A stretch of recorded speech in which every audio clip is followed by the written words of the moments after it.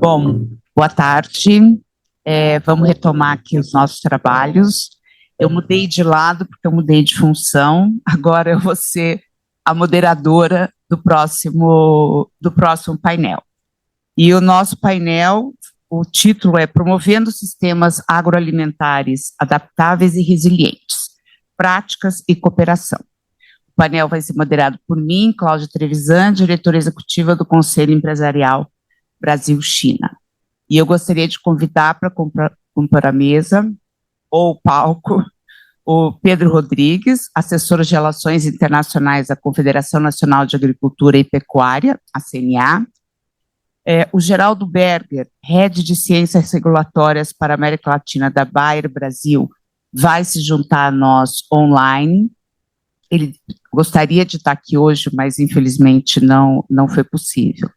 Gostaria de convidar a Liege Virgílio Correia, diretora de sustentabilidade da JBS, o Leonardo Mercante, diretor de relações corporativas da Suzano, e o Daniel Mota, gerente de fornecimento responsável da COFCO International. Muito obrigada pela presença de vocês. Eu acho que o dia tem sido de discussões bastante ricas, e aqui no palco, e o Geraldo também, que nos acompanha virtualmente, vocês representam empresas ou entidades que têm uma relação muito próxima com a China, né? A COFCO é chinesa, mas todas as outras empresas e a CNA, né, a entidade que está participando do debate, tem uma relação muito forte com a China, né, que é o principal destino das exportações de celulose da Suzano, o principal destino das exportações da JBS. Para a Bayer, o mercado chinês também é extremamente importante, né, por conta do uso das inovações biotecnológicas que terminam, né, o resultado sendo exportado para a China. Então, vamos começar. Eu vou pedir para vocês fazerem uma breve apresentação inicial e depois espero que a gente tenha um tempinho para uma discussão. Nosso painel está menor do que os outros. Eu acho que esse é um privilégio nosso, talvez a gente consiga ter uma discussão, e eu encorajo vocês também, na parte de perguntas e respostas, a comentarem posições do outro, fazerem também perguntas, se tiverem curiosidade sobre alguma questão que foi levantada. Pedro, vamos começar por você.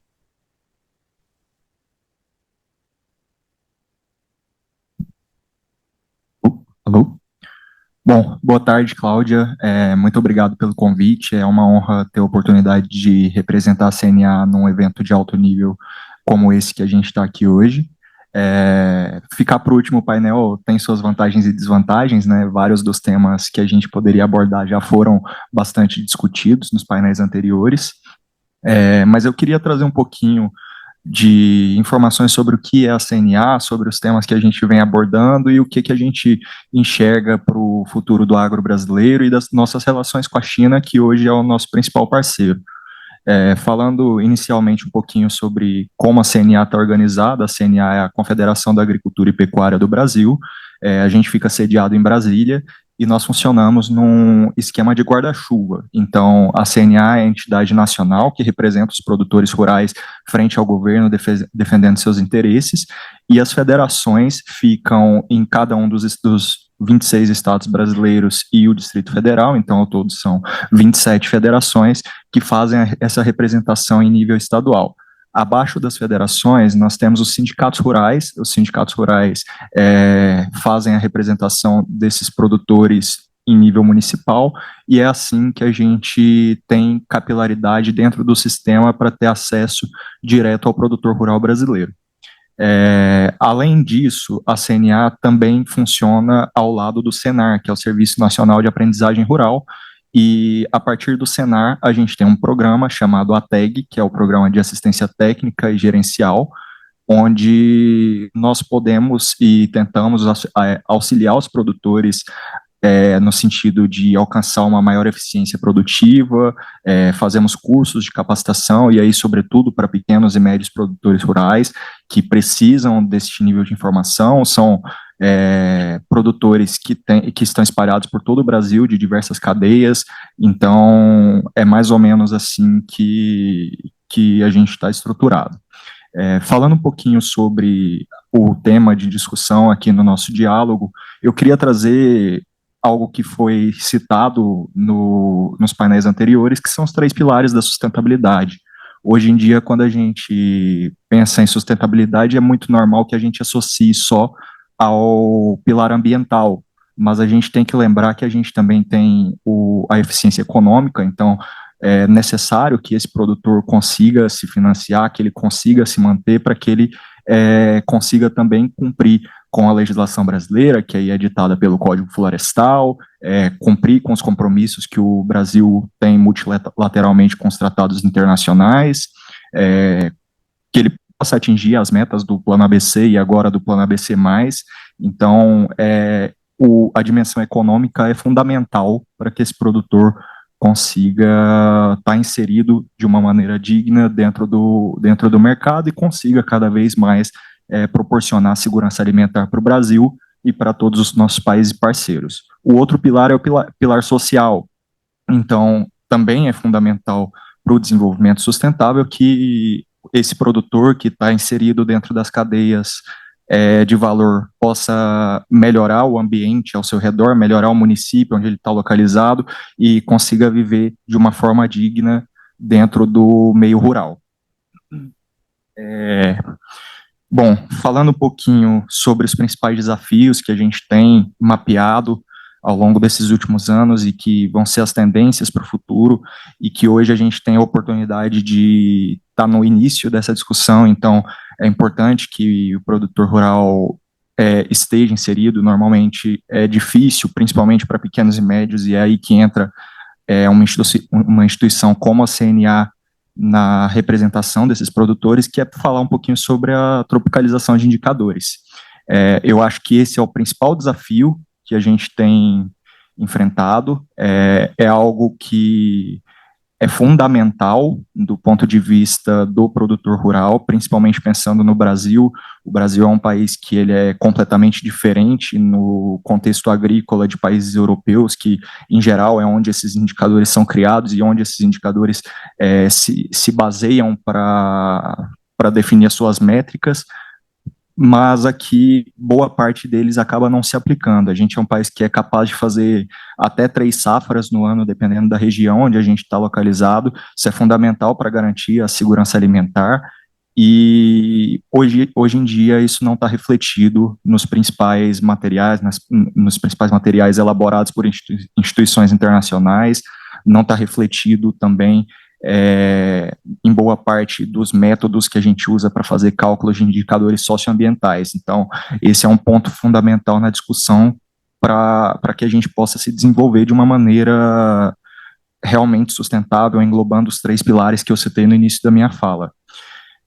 A gente tem hoje no Brasil o Código Florestal Brasileiro, também foi mencionado no último painel a necessidade da adequação do produtor rural ao CAR, que é sem dúvida a principal métrica que a gente, na verdade não uma métrica, mas o principal sistema que a gente tem aqui no Brasil para poder avaliar a rastreabilidade e poder vincular esse produtor, né, a regularização fundiária é extremamente importante nesse sentido. A gente tem os planos, que também esses já foram bastante explorados nos painéis anteriores, que são o ABC e o ABC+, para recuperação de pastagens degradadas, e isso pode, sem dúvida, gerar um ativo que vai ser extremamente importante ao longo dos próximos anos para discutir as questões relacionadas a mercado de carbono, questões relacionadas a financiamento sustentável, financiamento verde. A gente tem aqui no Brasil uma necessidade muito grande, uma responsabilidade muito grande no sentido da preservação de vegetação nativa, e aí aliado a isso A gente tem a questão da reserva legal dentro das propriedades, que hoje, para propriedades que estão situadas no bioma amazônico, ela chega a 80% do tamanho da propriedade. Então, esse é um ativo ambiental que o produtor rural tem e que seria bastante interessante que ele fosse remunerado por esse ativo que ele não pode usufruir. Então, assim, só para encerrar a minha fala, que eu acho que eu já estou até me estendendo muito, né, Cláudia, queria só levantar esses pontos importantes que eu acho que vão embasar a discussão tanto do nosso painel quanto ao longo dos próximos anos no sentido multilateral e, sem dúvida, na discussão com a China, que é um país parceiro e que tem mostrado essa abertura para que a gente possa discutir e chegar em meios termos que sejam benéficos para os dois lados. Obrigado, Cláudia. Obrigada, Pedro. Eu acho que essa questão da tropicalização, né, dos padrões, dos critérios ambientais, eu acho que é um dos desafios ali que a gente tem pela frente, e no qual, uma área na qual a gente pode cooperar muito com a China no desenvolvimento de novos critérios aí, novas taxonomias. Eu vou chamar agora o Geraldo Berger. Geraldo, bem-vindo. Não sei se você está com som, pode falar um pouquinho? Sim, vocês me escutam bem? Sim. Tá sim, bem. Sim. A palavra é sua. Tá certo. Muito obrigado, Cláudia. Eu agradeço aí o convite e a iniciativa do CEBC, do IFS, do ICS e do Itaú BBA de trazer novamente esse diálogo, que ele é tão importante para a gente abordar os temas que já foram trazidos nos outros painéis e agora também um pouquinho mais específico aqui nesse grupo. Saúdo aí meus parceiros aí desse painel. Infelizmente eu não pude estar aí, eu estava nos últimos 2 dias com sintoma de gripe, daí a Prudência disse, vou fazer um teste de Covid hoje cedo e infelizmente deu positivo, então eu não posso estar aí com vocês hoje, mas estou aqui isolado, seguindo os protocolos de saúde e está tudo bem. Mas eu vou tentar, já que eu não estou presencialmente, tentar ilustrar essa conversa rápida com uma apresentação. Só peço para vocês me dizerem se vocês estão vendo a minha apresentação. Sim, entrou. Tá bem.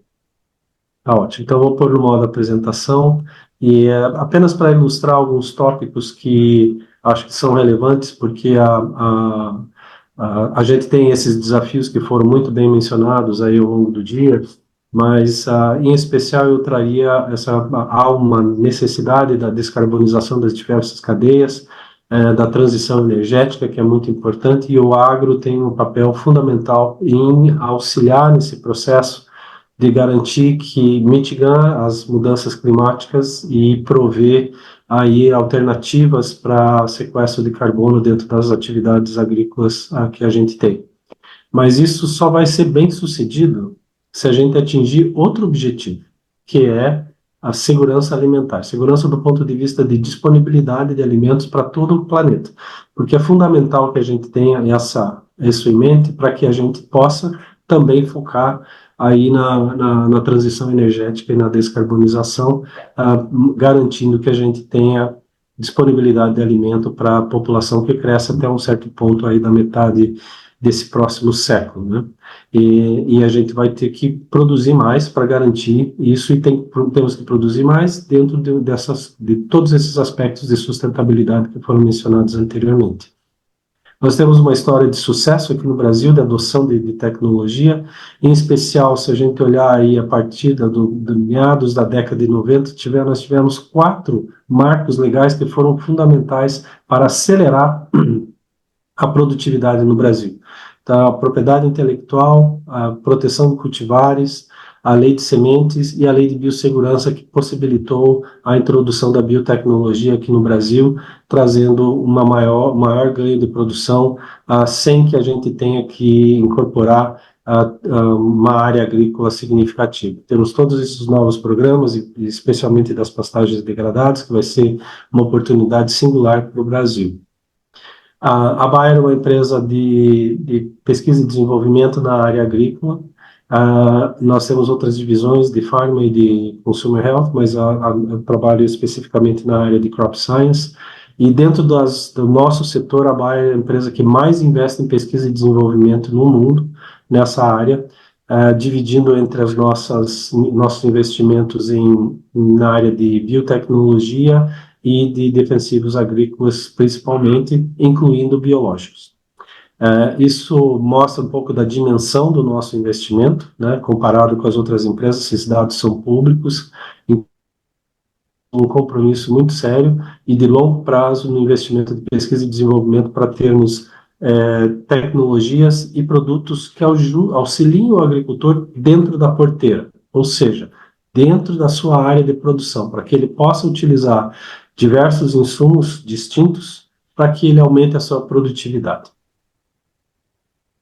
E essa transformação que a gente está vendo na agricultura mostra muito aí a tendência da gente incorporar cada vez mais a agricultura regenerativa, não apenas para que o agricultor aumente a produtividade, mas ele tenha mais dados disponíveis para que ele tome as decisões necessárias para a sua atividade, ao mesmo tempo que ele aumente a sua contribuição aí para descarbonizar as cadeias produtivas, e em especial dentro do agro, e a biotecnologia é um pilar fundamental para que isso seja bem sucedido. E, nesse sentido, nós iniciamos 3 anos atrás um programa que a gente chama de Procarbono aqui no Brasil, em parceria com a Embrapa, para buscar informações que nos digam nos diferentes sistemas produtivos que nós temos aqui no país, utilizando técnicas adicionais de conservação e de preservação do solo, qual seria a oportunidade da gente, ou do agricultor, dentro da sua lavoura, sequestrar carbono dentro da sua propriedade. Então, nós temos hoje o maior programa de carbono na agricultura brasileira. Nós temos mais de 2.000 agricultores participando desse processo, para que a gente possa gerar os dados, e aí então a gente ter aqueles dados que sejam representativos da região produtora que nós estamos inseridos aqui no Brasil. E aqui vai muito em linha com o que o Pedro falou, da busca de tropicalização dos nossos indicadores. Esse é porque as calculadoras de pegada de carbono que existem hoje, foram todas feitas para o clima temperado, onde normalmente existe uma safra apenas. E aqui nós temos um contexto completamente diferente, solos diferentes, clima diferente, nós temos disponibilidade de água, nós temos 2 ou 3 safras, como o Pedro bem falou, nas diversas regiões do país, e isso nos torna muito mais eficientes. Se nós tivéssemos que individualizar as safras, em vez de nós termos safras sequenciais, nós teríamos que aumentar a nossa área significativamente, e a nossa pegada de carbono iria aumentar e não diminuir. Então, o objetivo desse programa é trazer dados gerados localmente, junto com os pesquisadores da Embrapa, que são experts nesse assunto de sequestro de carbono, para que a gente tenha dados fidedignos e que possam pautar aí a discussão de como esse mercado vai se dar aqui no Brasil.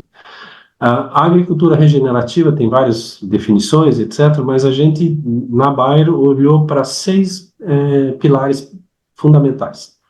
O primeiro e o mais importante é o aumento da produtividade, para que você tenha não apenas o aumento da produtividade, mas o aumento da qualidade da produção, para que o agricultor tenha a melhor alternativa de negócio quando ele produzir as suas diferentes culturas.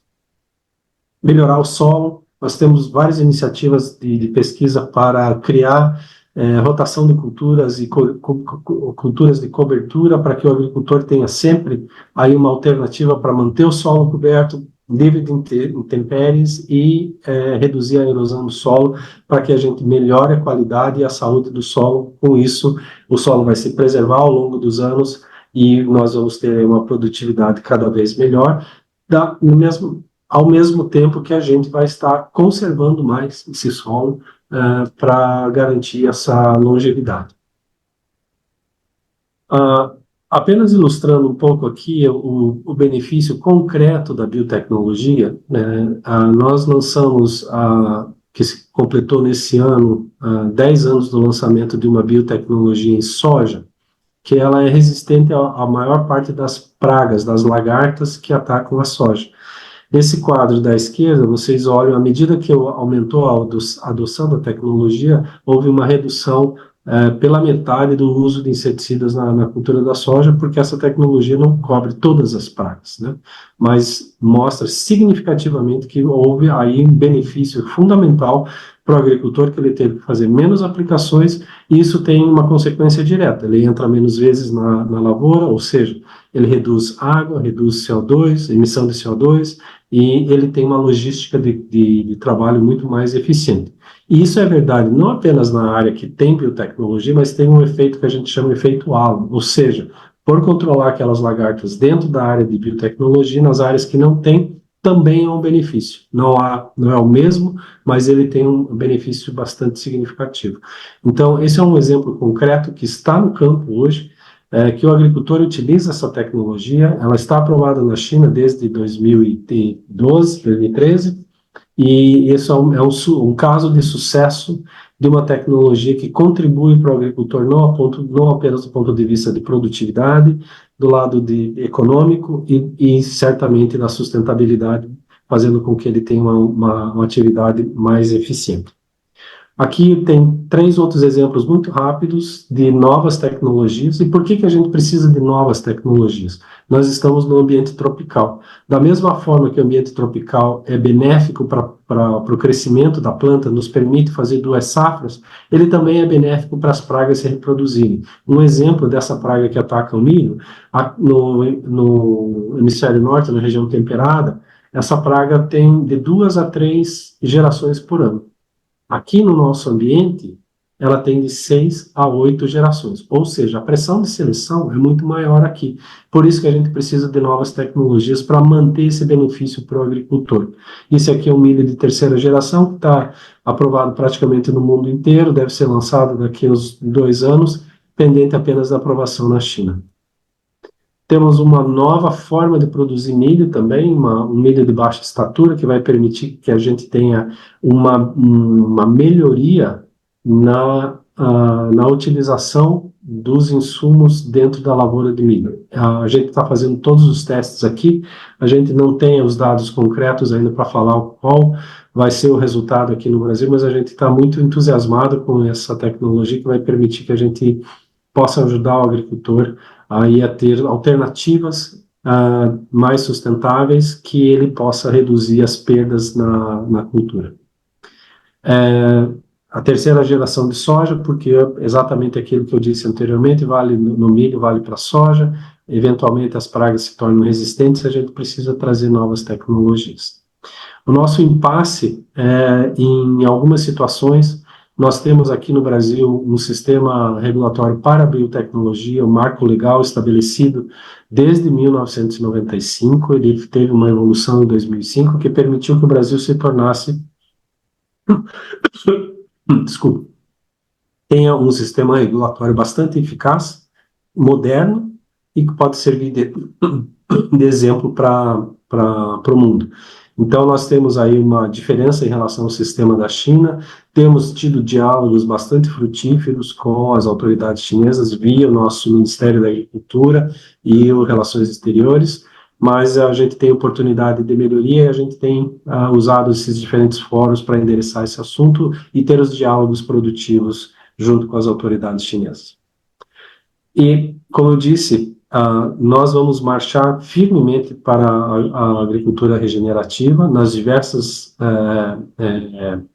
áreas que a gente atua, e a biotecnologia é um dos principais pilares para fazer com que os benefícios dessa agricultura regenerativa sejam observados e permitam que o agricultor tenha uma nova modalidade de negócio que não seja apenas pelo benefício da sustentabilidade, mas sim uma nova oportunidade de negócio para o crédito de carbono, que eventualmente ele pode utilizar como uma nova alternativa de negócio. Agradeço aí a oportunidade e fico à disposição se a gente tiver algumas perguntas no final. Muito obrigado.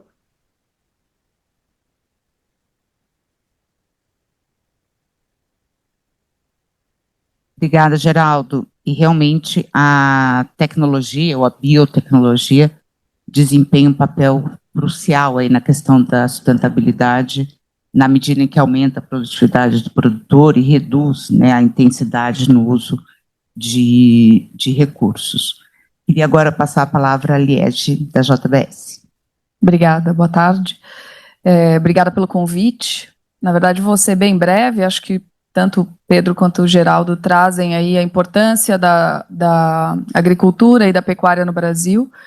Nos últimos anos, a gente vem mudando um pouco esse conceito da pecuária, que sempre foi uma cultura menos nobre no sentido da produção e cada vez mais tratando a pastagem como uma cultura, como uma agricultura, né, no campo, e estimulando os produtores a transformar essa pastagem de uma forma cada vez mais produtiva. E aí a gente fala das áreas degradadas, que eles já trazem aqui esse dado. Então, mais do que só combater o desmatamento, que é o grande emissor de carbono no Brasil, mas a gente precisa também recuperar essas áreas degradadas para que a gente possa produzir cada vez mais em menos área. E a pecuária tem essa característica específica que quem vai fazer a colheita dessa pastagem vai ser o boi.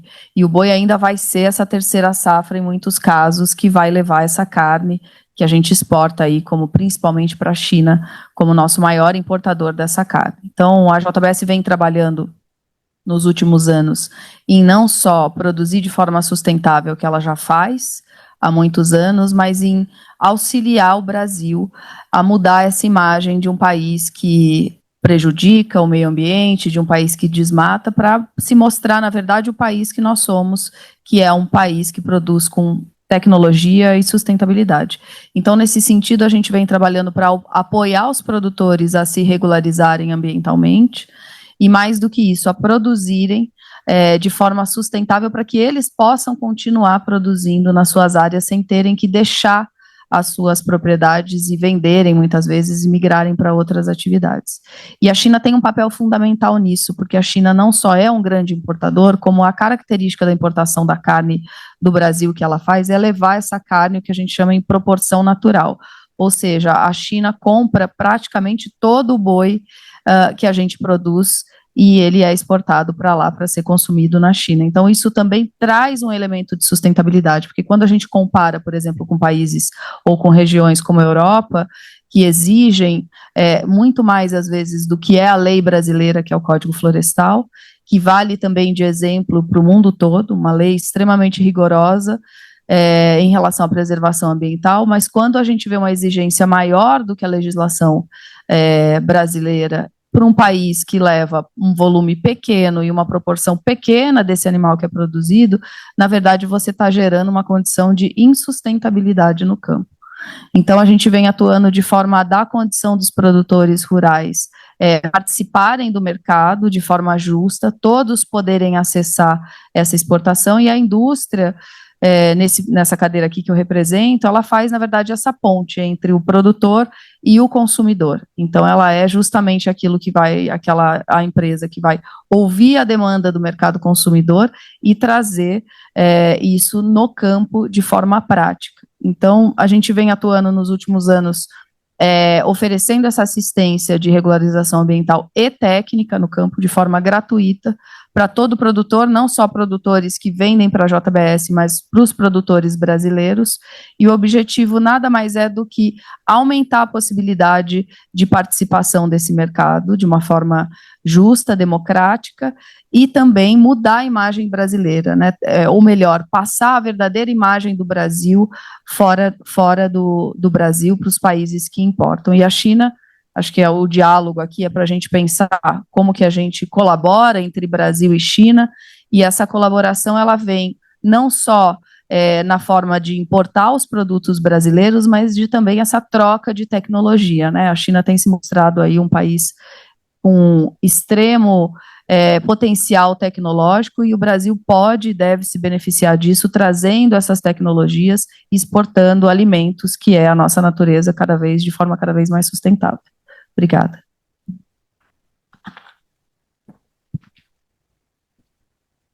Obrigada, Liege. E acho que realmente a transformação, né, que a pecuária do Brasil viveu nos últimos anos é realmente impressionante, a ponto da gente estar falando hoje não só de carne carbono neutro, mas como carne carbono negativo.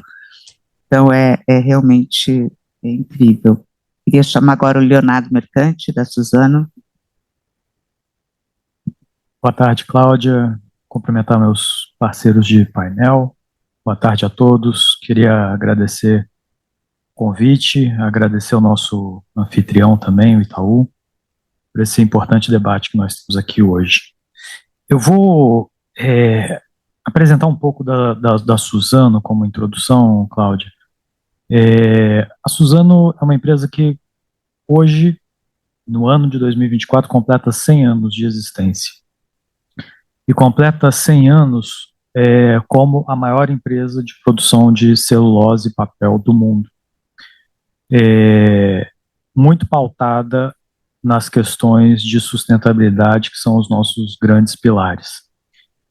E boa parte desse sucesso, principalmente em anos recentes da Suzano, se deve a essa relação importantíssima com a China, que é de longe o principal mercado, não só da empresa, mas do setor de silvicultura e de celulose no Brasil. Ao contrário dos demais colegas aqui de painel, que a gente está num tema de culturas alimentares, né?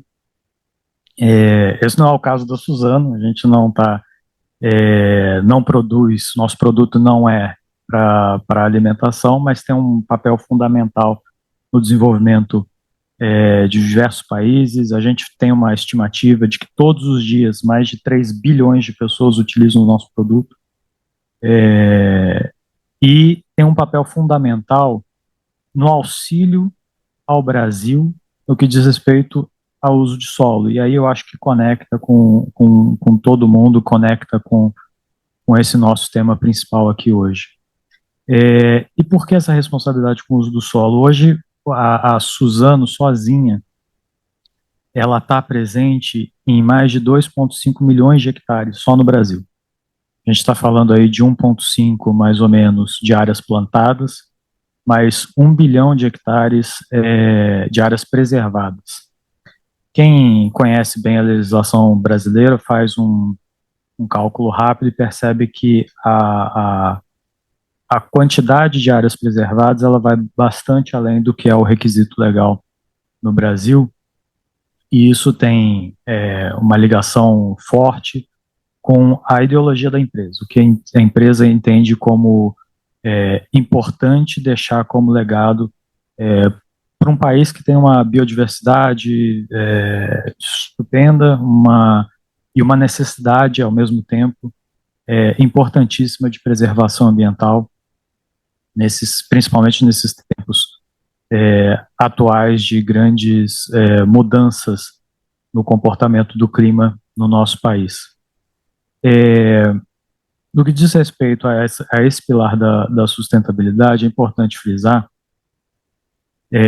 a Suzano já é uma empresa carbono zero. Ela na verdade, ela produz menos carbono do que captura na natureza. É claro, nós temos uma vantagem enorme, que é o fato da nossa matéria-prima ser a árvore, né? Mas isso não quer dizer que não houve, ao longo dos anos, ao longo desses 100 anos, um enorme empenho e um enorme esforço para que a gente chegasse onde chegou hoje, nessa configuração de carbono zero. Então, eu estou falando de autossuficiência em energia, por exemplo, mais do que autossuficiência. Hoje a Suzano produz de energia através de biomassa 1,7 gigawatts de energia. É um número super relevante. Nós acabamos de inaugurar no Mato Grosso do Sul, no estado do Mato Grosso do Sul, agora nesse mês de julho, a planta do projeto Cerrado. É a maior planta de celulose do mundo, que tem uma capacidade de geração própria de energia de 300 megawatts, dos quais mais da metade será exportada ao grid. Então, não é só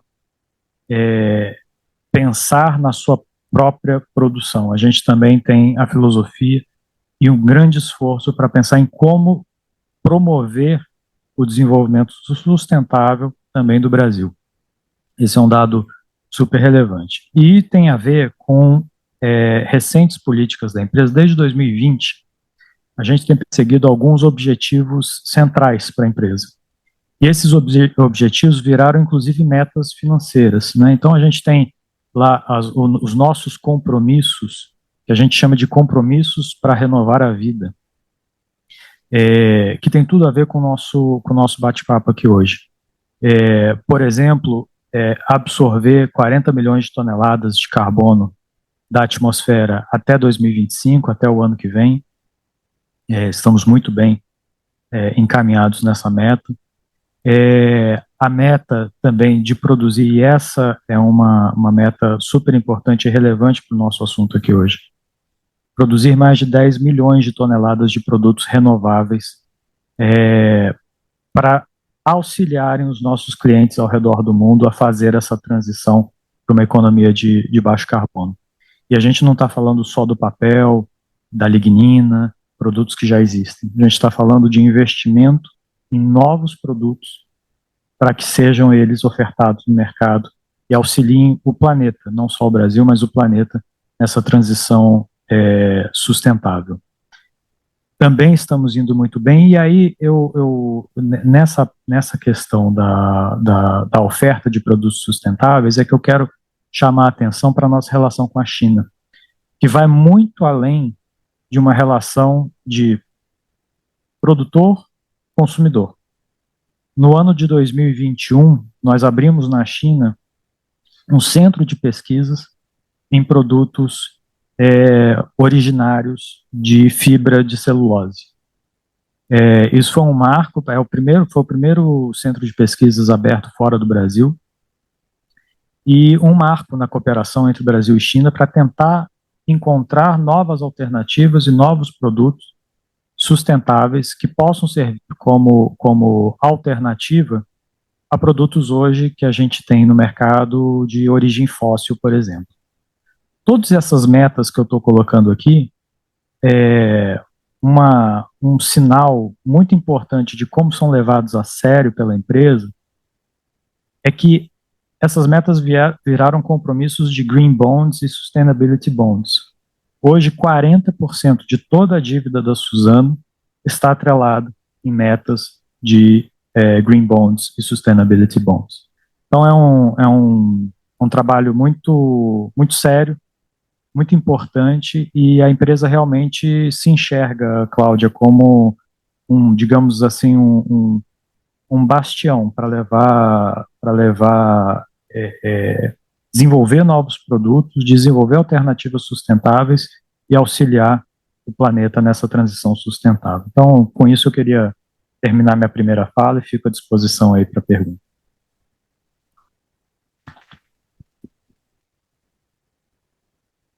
Obrigada, Leonardo. E essa questão das florestas, né, do qual a Suzano é intimamente ligada, certamente tem um papel bastante importante na questão da sustentabilidade.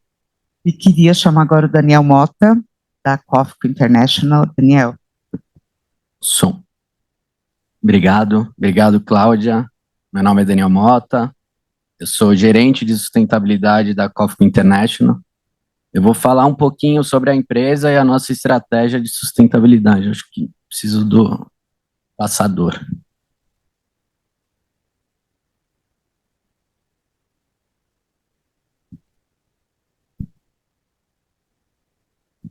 Bom, a COFCO International é uma multinacional e é um braço do agronegócio da COFCO Corporation. A COFCO Corporation é uma das maiores empresas agrícolas e de alimentos da China, mas a gente tem a sede nossa em Genebra e somos uma empresa, então, separada, né? Somos uma multinacional que está linkada a corporação que é a COFCO Corporation. Para ter uma ideia, a gente tem presença em 36 países, somos hoje mais de 11 mil funcionários no mundo, atuamos em diversos produtos, grãos, oleaginosas, açúcar, café, algodão, transporte e distribuição, um volume aí de quase 130 milhões de toneladas por ano. Então, hoje a gente está entre as maiores tradings do mundo. Fazendo um pouquinho do breakdown dessas atividades, né? Então, assim, estamos bem espalhados em todas as principais origens e destinos de produtos agrícolas, mas a gente tem a nossa maior pegada aqui no Brasil, que é onde está também os nossos maiores ativos e os maiores investimentos da companhia. A gente está presente em todas as etapas da cadeia de valor, seja na originação, armazenamento, processamento, comercialização e o transporte e distribuição. Explicar um pouquinho o que significa sustentabilidade dentro da empresa. Então, a gente tem uma cultura que a gente se chama Sunshine.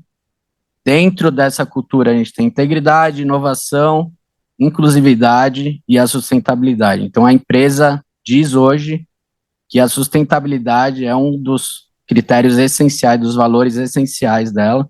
Isso é muito bem exemplificado quando você vê a nossa liderança, o jeito que a gente aborda esse tema. Agora, trazendo um pouquinho para a nossa estratégia de sustentabilidade. Então, dentro do nosso estudo de materialidade, né, que a gente faz entrevistas com os nossos principais stakeholders, esse último que a gente fez foram mais de 120 pessoas envolvidas, a sociedade civil, governos, clientes, então é uma pesquisa bem intensa, no qual foram selecionados 22 tópicos que a gente chama tópicos materiais. Desse 10 estão ali no lado que a gente fala que é o lado mais crítico, que são os nossos 10 tópicos prioritários.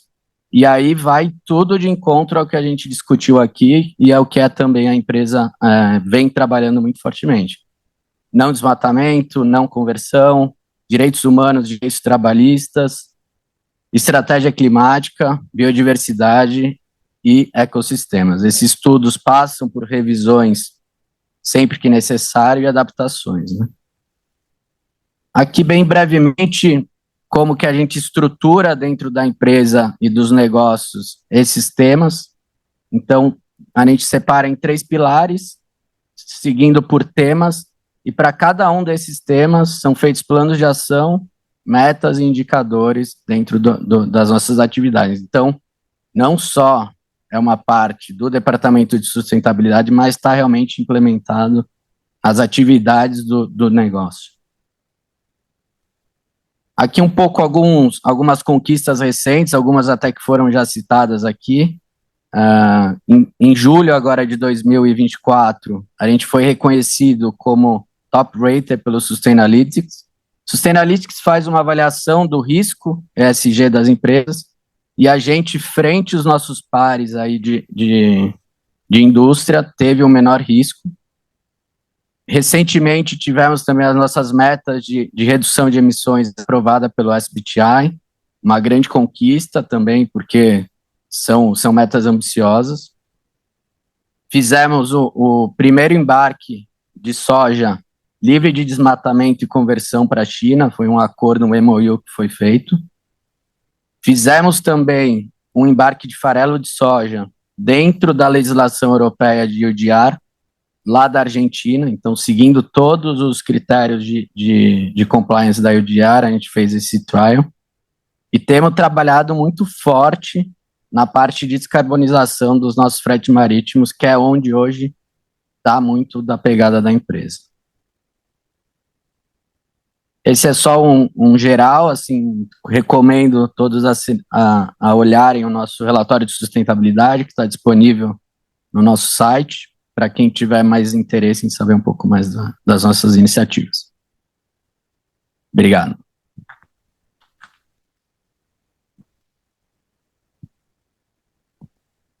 Obrigada, Daniel. E realmente impressionante a pesquisa, o destaque que a questão do não desmatamento e não conversão ganha, né? Bom, acho que um tempinho aqui para um bate-papo. E queria começar com Pedro. Pedro, algumas pessoas aqui levantaram, né, hoje a questão do desafio dos pequenos e médios produtores, né, e dos desafios que eles enfrentam na questão da sustentabilidade. Como que a CNA vê essa questão, o que a CNA tem feito ali no diálogo e no apoio a esses pequenos e médios produtores? Bom, é importante falar que as questões climáticas, mudanças climáticas e eventos climáticos adversos são coisas que afetam primeiro o produtor. Ele é o primeiro a sentir. Quando você tem um desbalanço com relação ao histórico das chuvas, quando você tem secas intensas, isso dói primeiro no produtor. E dói sobretudo no pequeno e no médio, porque o pequeno e o médio produtores, eles têm algumas limitações que os grandes produtores, em geral, conseguem contornar. Com relação às ações que a CNA tem desenvolvido para apoio aos pequenos e médios, eu destaco sempre a TAG, a Assistência Técnica e Gerencial, que mostra a esses produtores como eles podem ser mais sustentáveis por meio de melhoria no processo de gestão, por meio de boas práticas agropecuárias, como a integração lavoura-pecuária-floresta. A gente tenta mostrar os caminhos para esse produtor, inclusive o caminho da exportação, por meio de um programa que a gente tem, que é o Programa AgroBR.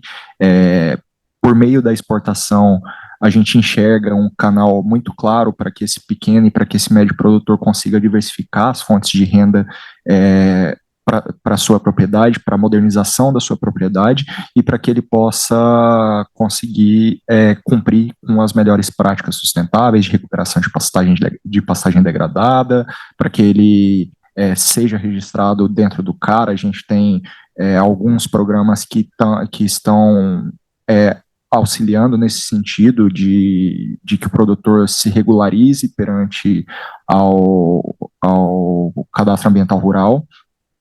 Então, são diversas iniciativas que são basilares para que esse produtor consiga lidar da melhor forma possível com os aspectos de ESG que a gente tem visto tomar a pauta do comércio agropecuário, tanto internacional quanto para o comércio dos produtos agropecuários desses pequenos e médios aqui dentro do país.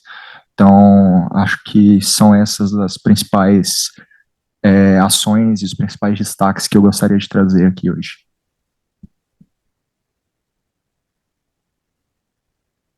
Obrigada, Pedro.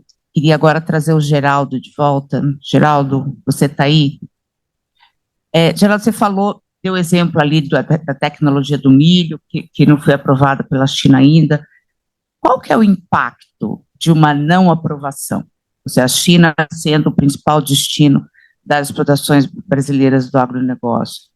Se você não tem uma tecnologia aprovada na China, o que isso significa? Então, a gente tem um compromisso nas principais empresas que a gente chama de Excellence Through Stewardship, que é a gente apenas colocar no mercado aqueles produtos que estão aprovados nos principais países de destino, de exportação brasileira ou aqui das Américas principalmente, né? Então, a consequência de não ter uma aprovação dessa tecnologia mais ou menos no mesmo prazo que aqui no Brasil é que o agricultor brasileiro ele atrasa a sua entrada de uma nova tecnologia que pode ajudar ele a ser mais sustentável, né? Mais auxiliar ele em direção da agricultura regenerativa, e isso às vezes demora 3, 4, 5 anos a mais do que ele demoraria se a aprovação da China fosse no mesmo momento aqui do Brasil. Então, essa é a principal dificuldade que o produtor brasileiro tem, e eu acredito que há oportunidade de diálogos bilaterais, técnicos, que nós temos aqui cientistas do Brasil, cientistas da China, que pode chegar a um denominador comum mais eficiente. Mas eu queria pegar o gancho da pergunta que você fez para o Pedro também, assim, bem rapidinho. Um caso inusitado sobre a situação da biotecnologia aqui no Brasil. Semana passada teve o Congresso Brasileiro de Algodão, Eu tive a oportunidade de estar lá junto com o Lunardi, que é o diretor técnico da SLC Agrícola, que é o maior produtor de algodão do Brasil, que planta 200 mil hectares. Eu apresentei ele para um agricultor do norte de Minas de 3 hectares de algodão. Eles discutiram de igual para igual, porque eles utilizam a mesma biotecnologia e estavam com os mesmos dilemas de como endereçar os problemas técnicos da sua lavoura. Então, a biotecnologia ajuda a controle de pragas, que permite que o agricultor foque no controle de outras pragas. Então, só para ilustrar que a biotecnologia, ela atende tanto o pequeno produtor, quanto o médio, quanto o grande.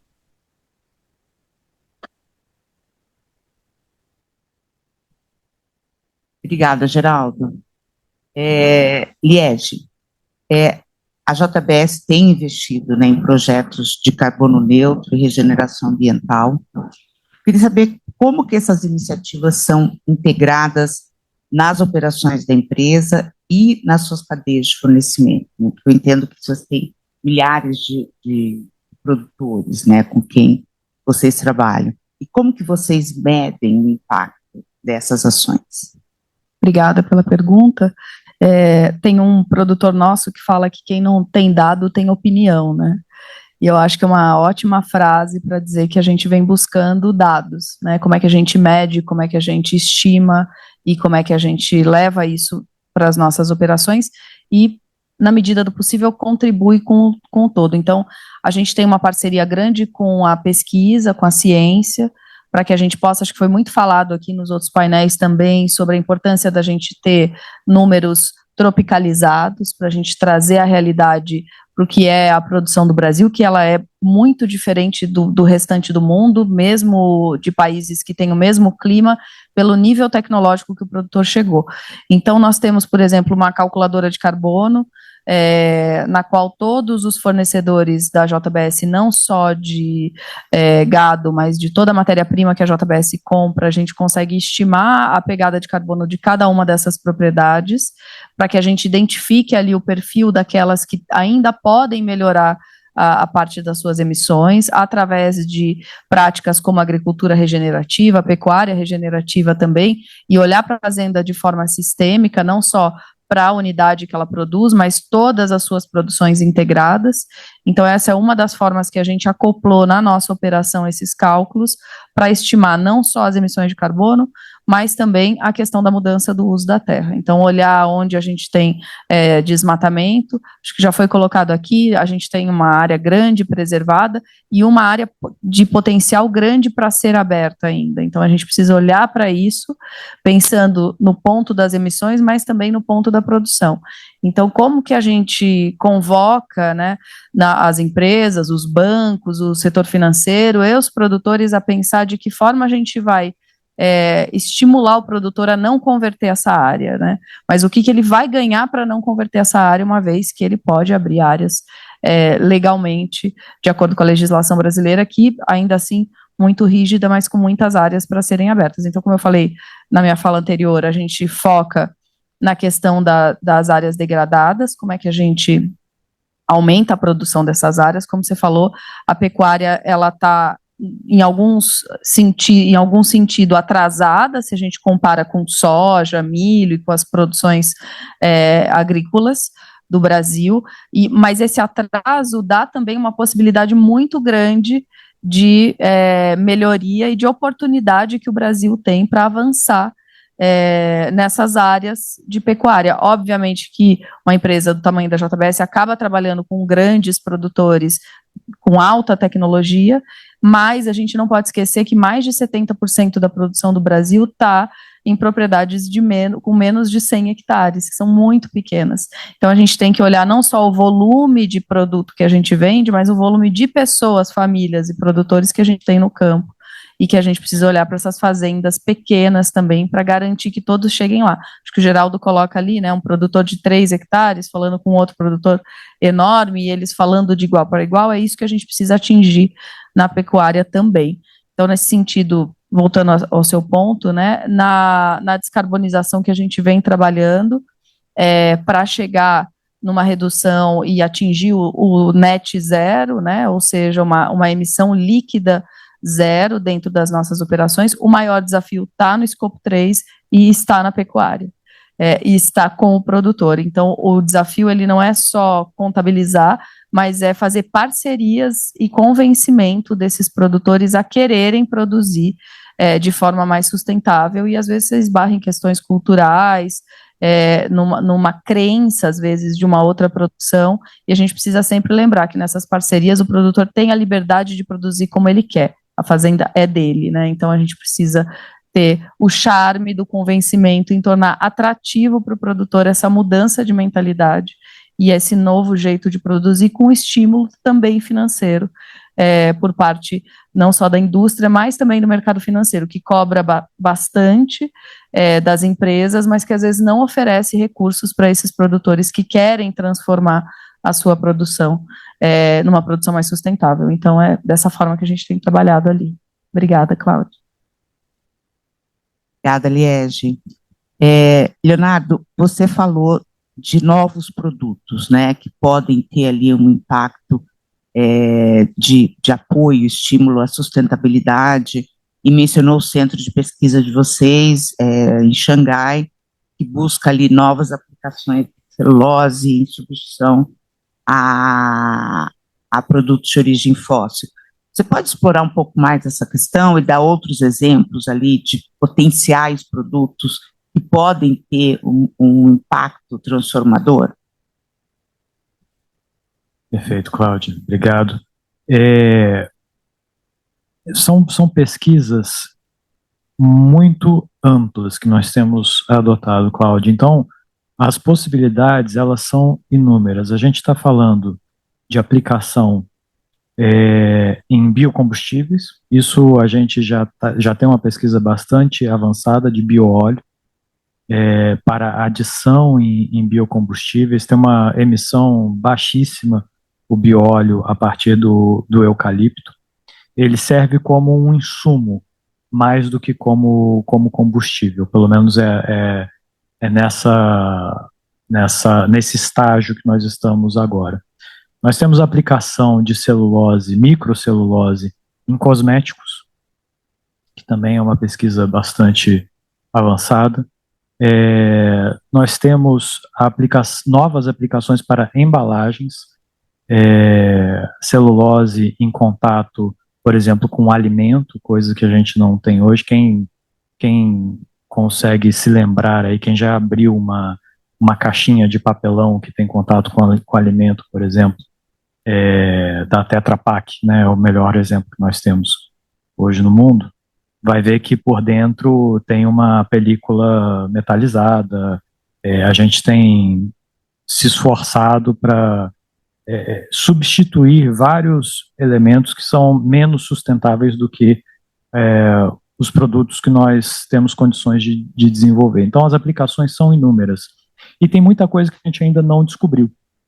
Por isso, a ideia do centro de pesquisas na China, assim como nós temos outros aqui no Brasil, e por isso os outros passos que nós temos dado, como, por exemplo, uma iniciativa de atração de startups que nós fizemos no ano passado, aplicando 70 milhões de dólares para startups trabalharem para a gente, avaliando e pesquisando oportunidades de desenvolvimento da fibra de eucalipto em outros tipos de produto. Então, tem muita coisa ainda que a gente não conseguiu chegar lá. E acho que tem uma avenida enorme de cooperação com a China nesse centro de pesquisa que nós abrimos em Xangai, para criar coisas que ainda não estão no pipeline de ninguém do setor no mundo inteiro. O Brasil tem uma posição muito privilegiada nesse setor, Cláudia. A gente tem eu não sei como a tradução vai fazer agora com esse termo, mas nós temos a faca e o queijo na mão para ter a maior gama de produtos possíveis oriundos do eucalipto, da fibra da árvore. Só para dar uma ideia a vocês, e isso tem muita tecnologia embarcada também, o Brasil tem uma posição de competitividade tão forte que hoje os nossos principais competidores estão na Europa, nos Estados Unidos, em alguns países da Ásia. Só que, se a gente pega o exemplo europeu, por exemplo, e mesmo o americano, em algumas regiões do país, a gente está falando de um ciclo da árvore para fazer produção de celulose lá de 15 a 30 anos. Aqui no Brasil, a gente tem um ciclo de 5 a 7 anos. Então, se tem um local do planeta que tem condições de desenvolver novas tecnologias nisso, é essa força que nós temos aqui no Brasil. E o auxílio de outros países, como, por exemplo, a China, nesse processo, com toda a bagagem de tecnologia que os chineses possuem, só tende a fortalecer ainda mais essas possibilidades. Então, a nossa expectativa, como eu falei, a gente temos uma meta de entregar 10 milhões de toneladas de novos produtos sustentáveis até 2030, e estamos confiantes de que todos esses esforços de geração de tecnologia e de esforços de pesquisa e desenvolvimento poderão nos levar até lá. E essa iniciativa com a China é parte fundamental disso. Obrigado. Obrigada, Leonardo. Eu, quando estive em Xangai no ano passado, eu fui ao centro, que tem um nome ótimo, né? Innovability Center, Hub, e conversei muito, né, sobre as possibilidades que existem, né? E acho que só de pensar, né, na substituição do plástico, né, que seria ali, acho que um sonho da humanidade, né, conseguir substituir o plástico por um produto que seja... E só um adendo, Cláudio, desculpa complementar, mas a inovação ela não é só pesquisa e desenvolvimento em produto, né? Ela tem a ver com processo, com legislação. Acho que nisso a China também tem muito a cooperar com o Brasil. Quando você menciona o plástico, a possibilidade que a gente tem de substituição do plástico, por exemplo, acho, por exemplo, que a China, do ponto de vista regulatório, seus marcos legais, está anos-luz mais avançada do que o Brasil, que tem também todo esse discurso de sustentabilidade do lado de cá, mas acho que na China passos adicionais na direção correta já foram dados e que a gente ainda precisa dar aqui. Então, tem um olhar muito forte que precisa ser dado do Brasil em direção à China, nessa direção também. Sim, com certeza. Acho que tem, além de pensar, né, em comércio, investimentos, eu acho que pensar também em aprendizados, né, de modelos regulatórios adotados em um país e no outro. Daniel, você mencionou ali o primeiro embarque, né, de soja livre de desmatamento e de reconversão. Eu queria que você falasse um pouco mais das metas da COFCO International. Eu posso estar equivocada, mas acho que vocês tinham uma meta de ter a rastreabilidade de toda a cadeia até 2025, é isso? E se é isso mesmo, e quão factíveis são essas metas? Não, obrigado pela pergunta, Cláudia. A COFCO é uma signatária do que a gente fala do Roadmap, que é parte do Soft Commodity Forum, onde estão também outras grandes empresas, e ali a gente definiu planos de ação para prevenir, para manter, né, o aquecimento global no 1,5. Então, é um trabalho conjunto feito com esse grupo, que envolve também sociedade civil, essas discussões. E sim, aí foi definido datas, limites para desmatamento dentro das nossas cadeias, tá? Então, qual que é o nosso grande desafio nessa jornada? Já foi citado aqui a rastreabilidade. Então, desde 2023, nós já temos 100% de rastreabilidade do que a gente chama de fornecedores diretos, e agora o nosso trabalho tem sido engajar e atingir essa rastreabilidade nos fornecedores indiretos. Mas é um compromisso, é um trabalho que está sendo feito, investido, então a gente, sim, acredita que vai ser cumprido, até porque os nossos pares também estão fazendo o mesmo trabalho conjuntamente. Né? Isso também vai dentro das nossas metas, e eu falei de redução de emissões do SBTi, que a mudança do uso da terra é realmente um dos fatores muito importantes, então é um trabalho que a empresa tem levado muito a sério. A parte de monitoramento, hoje, a gente já tem bastante tecnologia, então mapeamento de soja em área desmatada, ano do desmatamento, hoje a gente tem bastante estudo que é feito sobre isso, então essa parte de tecnologia, graças a Deus, hoje a gente já está bem situado, bem coberto. Então a nossa equipe hoje tem uma equipe que faz todo o monitoramento dos nossos fornecedores, exatamente para cumprir as nossas políticas. A gente tem uma política específica para fornecimento de soja para a empresa, e é um trabalho que realmente já vem sendo feito há muito tempo. A gente é signatário da moratória da soja, que está sob polêmica, mas não é outro assunto, e então a gente já tem esse know-how, né? Então acreditamos sim que vai ser possível. 2025 mesmo. Sim, o cut-off date, né, que é a data limite de desmatamento. Para 100% Isso. da cadeia. E só para a gente ter uma ideia, com quantos fornecedores vocês lidam? De quantos produtores nós estamos falando? Para ter uma ideia, a gente está analisando a última safra, são cerca de 6 mil fornecedores. É um desafio, né? Sim, é um trabalho bem grande. Mas, assim, é um trabalho da companhia, né? Então, assim, o time comercial ajuda muito, todo mundo trabalha com isso, né? Não é só vamos dizer, as pessoas que estão no escritório que tomam conta disso. A empresa, como eu falei, todo aquele nosso plano se penetra nas atividades da companhia. Uhum. Ok, obrigada. A gente tem 7 minutos. Vocês querem cada um em 2 minutinhos fazer um wrap-up e talvez falar dos principais desafios ou dos principais avanços e um pouco da relação com a China também? Pedro. Bom, primeiro eu quero agradecer pela oportunidade. Não é todo dia que a gente tem essa chance de estar dividindo o palco com colegas tão capacitados e de estar com uma plateia tão de alto nível.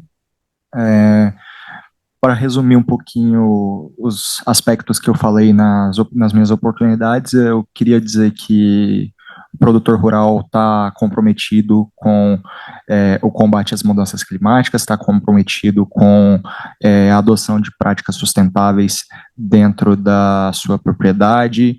O produtor rural está olhando para frente, entendendo essas novas dinâmicas de mercado que começaram a se postar aí no início desse milênio, né, principalmente, e que cada vez mais tem se intensificado.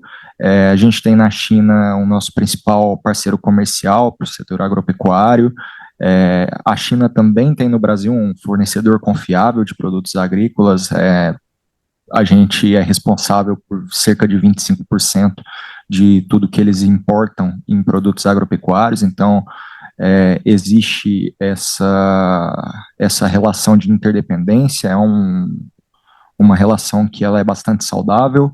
Como qualquer relação, tem seus desafios, tem as suas grandes oportunidades. A gente olha para a China com muito carinho, é um mercado que a gente está tentando abraçar, e aí aqui a gente tem representantes do setor de proteína animal, tem representantes do setor florestal, e eu estou aqui representando o produtor, e aí eu queria destacar, sobretudo, o pequeno e o médio, que produzem culturas que não estão fadadas a ser só soja e milho.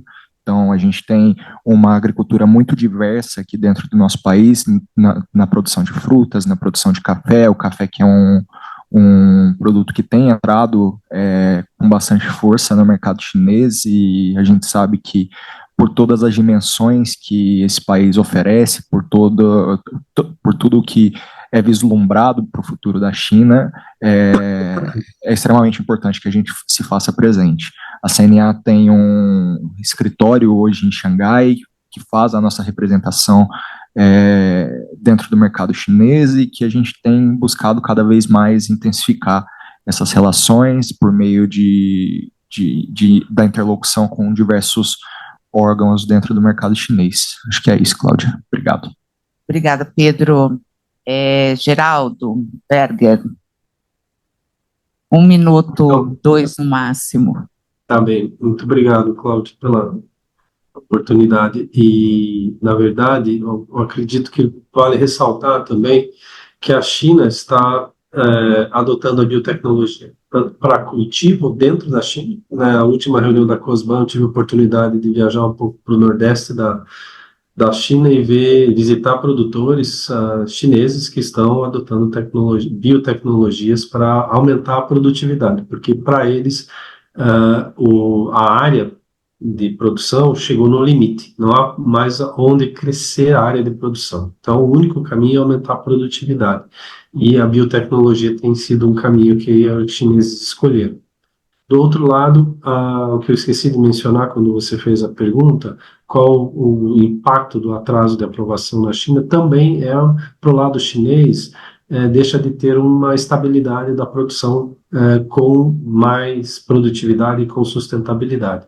Então, eu acredito que a biotecnologia tem ajudado tanto aqui no Brasil para o produtor brasileiro, vai ajudar o produtor chinês, e tem empresas chinesas investindo aqui no Brasil em pesquisa e desenvolvimento na área de biotecnologia e melhoramento genético para participar desse mercado tão frutífero que a gente tem por aqui. Muito obrigado. Obrigada, Geraldo. Liege. Obrigada, agradecer a participação aqui, dizer que o tamanho da empresa e o tamanho do país, não só do Brasil como da China, é também o tamanho da nossa responsabilidade em produzir alimentos e estar presente na mesa de tantas pessoas. Então, como mensagem da JBS, que podem contar com a seriedade não só da empresa, mas do nosso país e na qualidade dos nossos produtos e a seriedade dos nossos produtores no campo. E, através disso, garantir que essas parcerias sejam cada vez mais sólidas para a gente conseguir incluir cada vez mais pessoas nela. É isso, obrigada. Obrigada, Liege. Leonardo. Bom, primeiro, agradecer. Muito obrigado pelas boas perguntas, pelo bom bate-papo. Eu acho, Cláudia, que se tem algo que a gente pode tirar aqui dessa nossa conversa é que está claro para todo mundo o tamanho da preocupação que o planeta tem com o tema da sustentabilidade e o papel que o Brasil desempenha nisso, como um grande produtor de alimento, como um grande produtor de matérias-primas agrícolas. E se tem algo que acho que a gente pode deixar como mensagem, é uma mensagem de tranquilidade com relação à produção brasileira. Acho que todos aqui demos os nossos testemunhos da grande aplicação de tecnologia, seriedade e de esforço em direção ao futuro. Ninguém quer parar por aqui. Acho que esse se eu posso resumir a vontade da Suzano, é exatamente isso, de não parar na sua área de conforto, de seguir em frente e ter opções, alternativas, práticas e processos cada vez mais sustentáveis que não só tragam conforto à empresa e à sua atuação, como também tragam conforto ao restante do mundo, de quem está comprando e de quem está usando o produto brasileiro. Então, acho que é essa mensagem que eu queria deixar. Obrigado. Obrigada, Leonardo. Daniel. Não, só agradecer.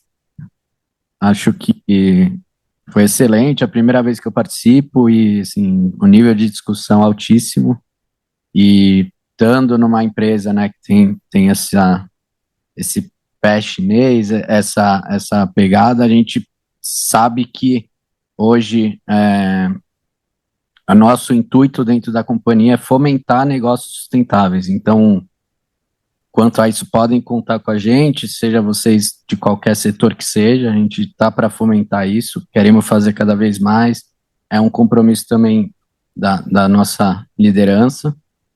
E demais só agradecer mesmo. Muito obrigado. Obrigada, Daniel. Queria agradecer a todos que participaram do painel, Pedro, Liege, Leonardo, Daniel, Geraldo, e agradecer a vocês que ficaram com a gente até agora, mas não saiam, porque vai ter o encerramento ainda. E a gente tem que tirar uma foto junto aqui.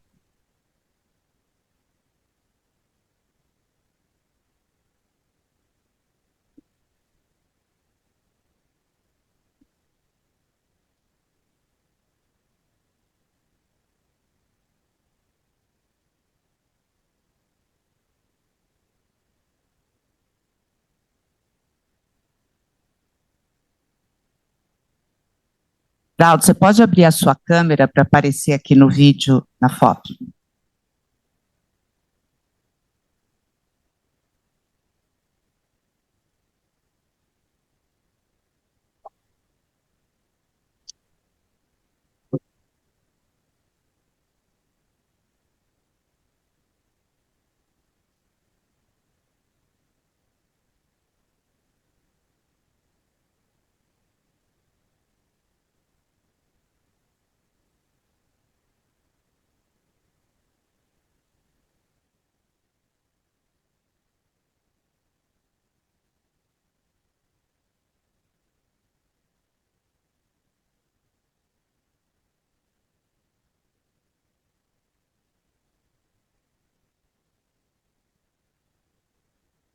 E assim que a gente terminar, eu vou pedir que todos se reúnam no hall ali do café para a gente tirar uma foto com todo mundo que ficou até o fim aqui. Ok, we'll start now. So we can have the group photo now, then we come back for Então, a gente the... pode fazer a foto for de the grupo closing. agora e voltamos então para o encerramento. Yeah, so do you want to take the photo and come Quer back? tirar a or you want foto agora, então? closing and then the photo? No. Okay, so let's have the photo out.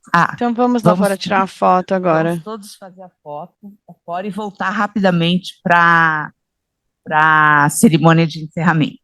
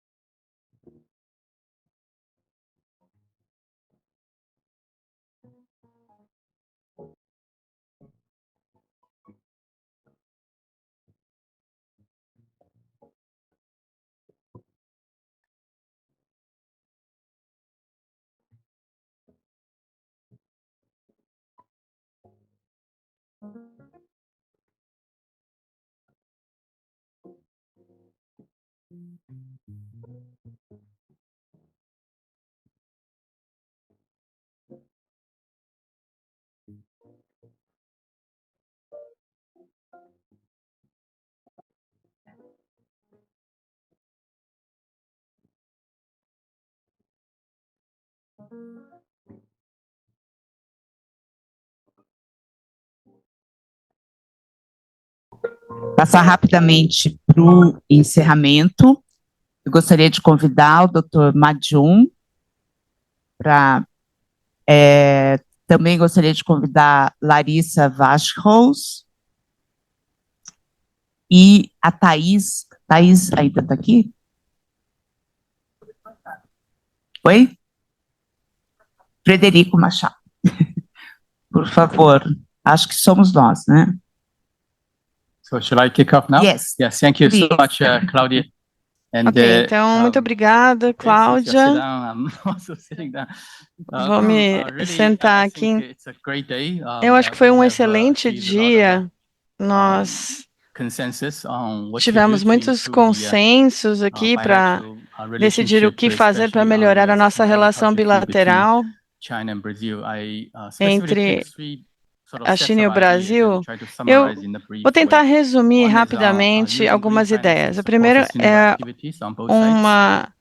um sistema para dar suporte às atividades verdes dos dois lados, e a outra é a tecnologia verde que deve ser incorporada no comércio.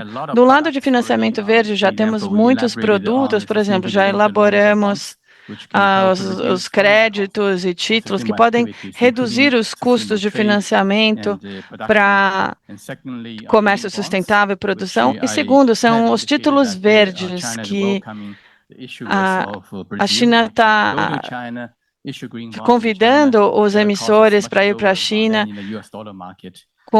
para atingir um custo bem menor do que o mercado americano. E temos mais oportunidades para investimentos verdes, ou seja, os investidores acionários chineses podem vir aqui buscar oportunidades e podem usar essas tecnologias verdes e créditos verdes. Tivemos algumas discussões também, como para ajudar as pequenas e médias empresas. Ouvimos especialistas falando de tecnologia digitais, para incluir os pequenos produtores também com base nos seus desempenhos de ESG.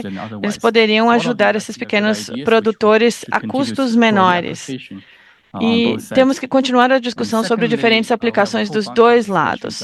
E tivemos muitas discussões também sobre tecnologias verdes e tecnologias sustentáveis que vão melhorar a produtividade. Temos tecnologia para água marinha, para reduzir o uso de defensivos, e tecnologias que podem fazer o rastreamento, a rastreabilidade e oferecer melhores informações, e a tecnologia que também pode ser usado para envios e fretes sustentáveis. Acho que existem muitas oportunidades dos dois lados para explorarmos algum tipo de colaboração. E eu acho que o mais importante que é essa ligação de comércio entre a China e o Brasil. E é aí que eu acredito que a demanda do lado da China vai continuar aumentando, principalmente por produtos agrícolas. E do lado de oferta no Brasil, temos que continuar produzindo mais produtos sustentáveis. E, por um lado, a China quer comprar mais e o Brasil deve produzir mais. Então, cabe a nós propor algumas ideias para os governos para facilitar e materializar esse aumento mútuo de oferta e demanda. E eu acho que tem algumas coisas que podemos fazer. Primeiro, um reconhecimento mútuo de um conjunto de normas para produtos agrícolas sustentáveis. Acho que isso é urgente. Se isso não for feito, nada mais poderá ser feito, porque o seu verde não é meu verde, o que você acha sustentável não é sustentável para mim, e fazer as coisas de um único lado não funciona. Por isso que precisamos de mecanismos mútuos. E com essas normas reconhecidas pela China e pelo Brasil, nós temos que aplicá-los, por exemplo, nas políticas comerciais, seja contratos de compra entre as diferentes organizações dos países. Temos que aplicar e traduzir isso para aumentar o volume de comércio. E vamos traduzir isso para financiamento verde. Por exemplo, os bancos vão adotar essas normas também. E ao reconhecer que esses produtos são sustentáveis e verdes, o custo de financiamento para a produção e para o comércio desses produtos também deve ser mais baixo. E terceiro, eu acredito que devemos trabalhar com os dados e tecnologias para rastreabilidade, ou seja, coleta de dados, rastreamento, tudo isso será baseado nessas normas também estabelecidas. Então, com tudo isso, eu acredito que vamos poder gerar um altíssimo nível e volume de comércio entre China e Brasil. E para alcançar tudo isso, eu acho o que é essencial é que os governos devem formar grupos de trabalho que eu acho que vão ser liderados, como a gente conversou hoje de manhã, para esses diálogos de alto nível.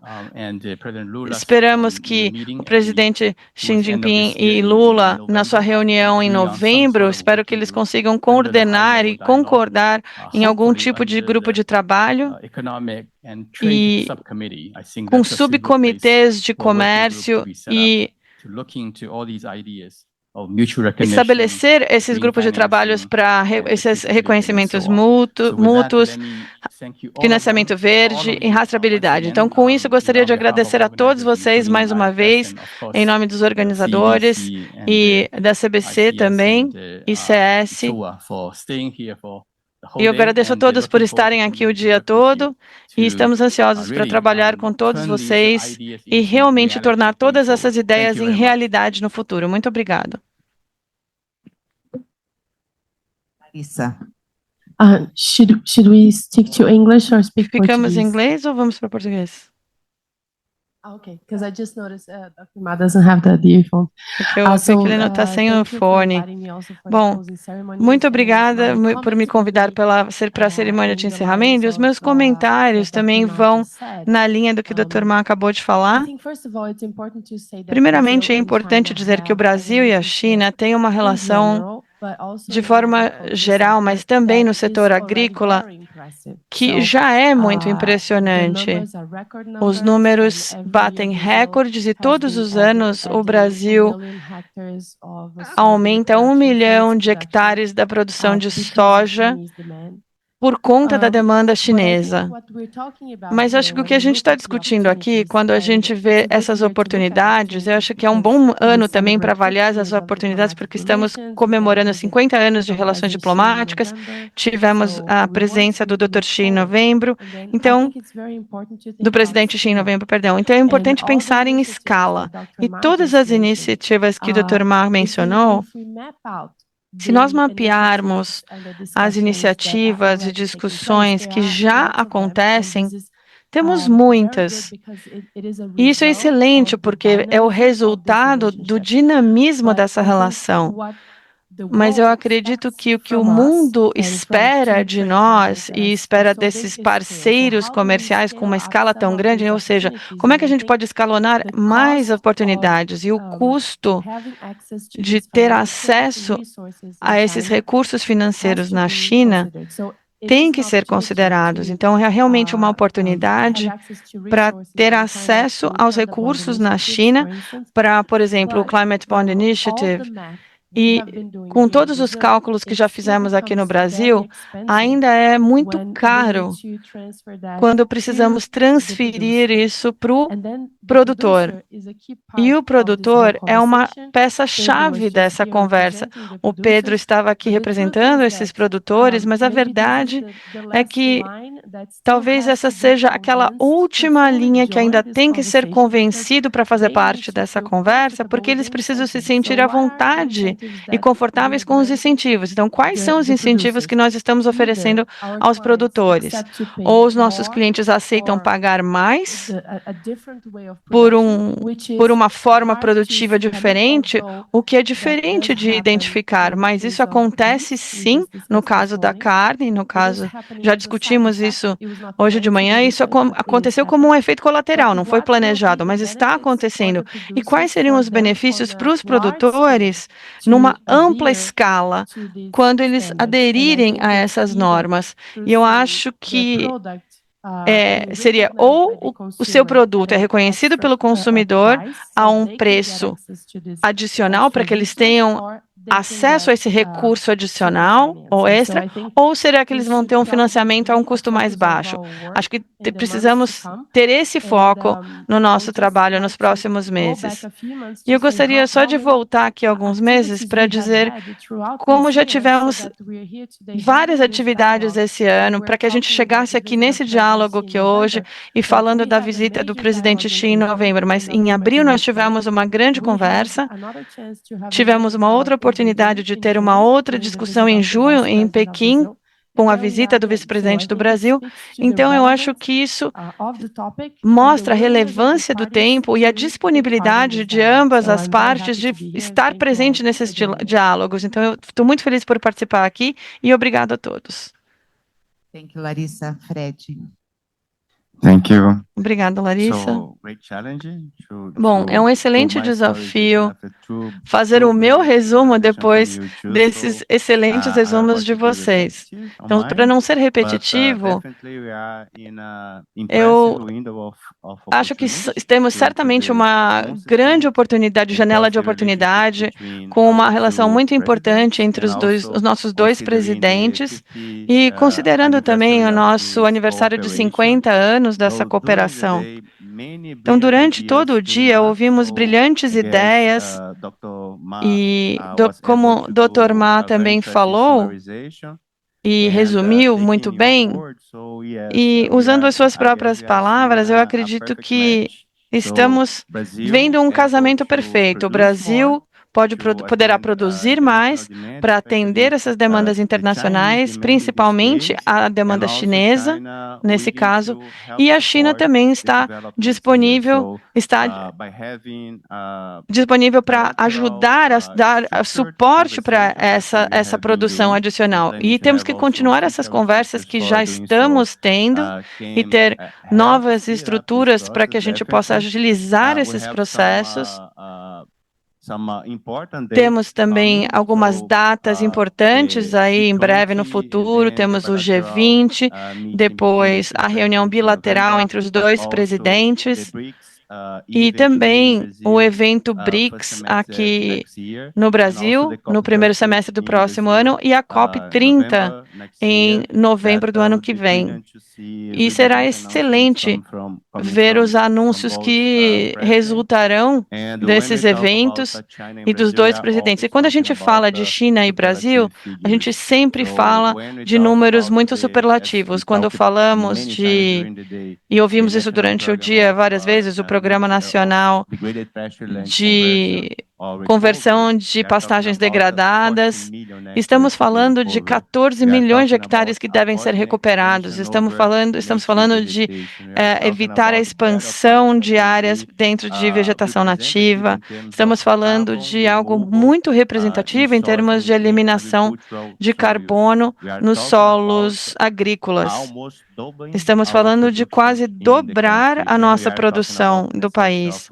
E estamos falando também da necessidade de financiamento verde, como o Dr. Ma falou, de forma brilhante. Eu acho que nós estamos apenas começando esse processo. Como a Larissa falou, teremos vários outros momentos de interação, mas já temos um caminho muito importante para o futuro e espero que possamos trabalhar com todo o apoio de vocês também no futuro. Obrigado. Thank you, Fred. Muito obrigado, Fred. Bom, para encerrar a minha parte, o que me impressionou hoje foi ver que o Brasil já tem muitos protocolos e práticas para a agricultura sustentável e de baixo carbono, mas precisamos sistematizar tudo isso e, juntamente com o nosso principal parceiro comercial, precisamos criar uma taxonomia que vai ser usada como referência para o comércio bilateral e financiamento bilateral. E como o Dr. Ma mencionou, esse é um trabalho que deve ser feito entre os dois países, entre os dois governos, com a participação dos produtores, da sociedade civil.